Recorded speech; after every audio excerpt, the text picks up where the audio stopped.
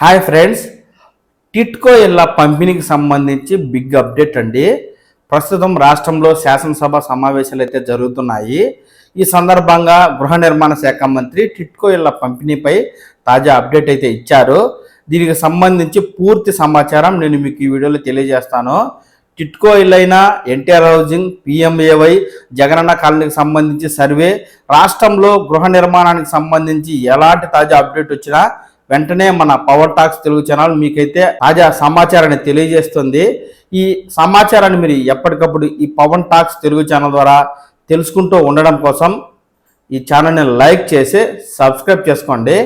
ఇక విషయంలోకి వెళ్తే, రాష్ట్రంలో పెండింగ్లో ఉన్న టిట్కో ఇళ్లను వెంటనే లబ్ధిదారులకు పంపిణీ చేయాలని పలు కమ్యూనిస్టు పార్టీ నాయకులు అయితే ప్రభుత్వాన్ని డిమాండ్ చేస్తున్నారండి. 2017 సంవత్సరంలో అప్పటి తెలుగుదేశం ప్రభుత్వం ఈ G+3 ఫ్లాట్లను నిర్మించి ఇల్లు లేని వారికి ఇస్తామని అప్పట్లోనే ఒక్కో లబ్ధిదారుడి నుంచి 12,500, మరికొంతమంది నుంచి 500 రూపాయల వరకు వసూలు చేసి కేవలం కొంతమందికి మాత్రమే ఇళ్లను పంపిణీ చేశారని, 2019 తరువాత ప్రభుత్వం మారడం, మళ్ళీ ఇప్పుడు కూటమి ప్రభుత్వం వచ్చినా ఈ టిట్కో ఇళ్ళు అనేవి పెండింగ్ దశలోనే ఉన్నాయని, తక్షణం నిర్మాణాలను పూర్తి చేసి వచ్చే నెలాఖరులోపు లబ్ధిదారులకు పంపిణీ చేయకుంటే రాష్ట్ర వ్యాప్తంగా ఆందోళనలు చేస్తామని చెప్పి కమ్యూనిస్టు పార్టీలు అయితే ప్రభుత్వానికి అల్టిమేటం జారీ చేసిన నేపథ్యంలో ప్రస్తుతం రాష్ట్రంలో శాసనసభ సమావేశాలు జరుగుతున్నందున ఈ వేదికగా మంత్రి గారు అయితే ఈ టిట్కో ఇళ్ల పంపిణీపై కీలక వ్యాఖ్యలు అయితే చేశారండి. అది ఏంటంటే, గత తెలుగుదేశం ప్రభుత్వ హయాంలో టిట్కో ఇళ్లను పూర్తి చేసినప్పటికీ ఆ తర్వాత వచ్చిన వైసీపీ ప్రభుత్వం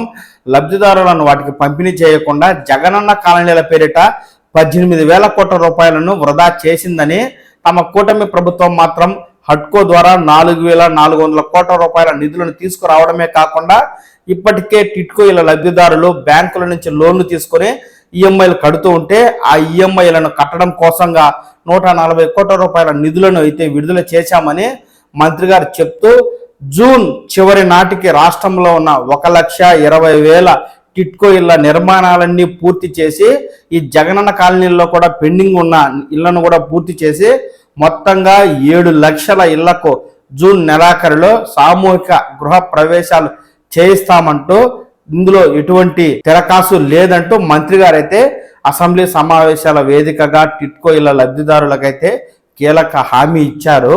మంత్రి గారు ఏమని చెప్పారు, దానికి సంబంధించి మంత్రి గారి మాటల్లోనే అసెంబ్లీలో మాట్లాడినటువంటి వీడియోని నేను మీకు ఈ వీడియోకి అటాచ్ చేశాను. ఆ వివరాలను మీరైతే చూసి తెలుసుకోండి. వైఎస్ఆర్ ప్రభుత్వమే ఎన్టీఆర్ హౌసింగ్ నుంచి వైఎస్ఆర్ హౌసింగ్ కి పేరు మార్చుకుని 1,200 కోట్ల రూపాయలు కేటాయించడం జరిగింది అధ్యక్ష.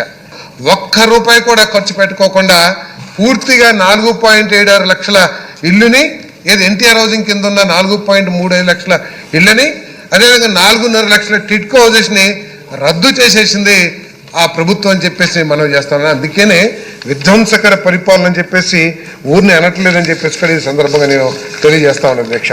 అంతేకాకుండా విధ్వంసంలో భాగంగా అధ్యక్ష, ఎన్టీఆర్ హౌసింగ్లో 4.7 లక్షలు, అదేవిధంగా టిట్కో హౌసెస్ క్యాన్సిల్ చేయటమే కాకుండా కేవలం చంద్రబాబు నాయుడు గారి హయాంలో శాంక్షన్ కాబడ్డాయి.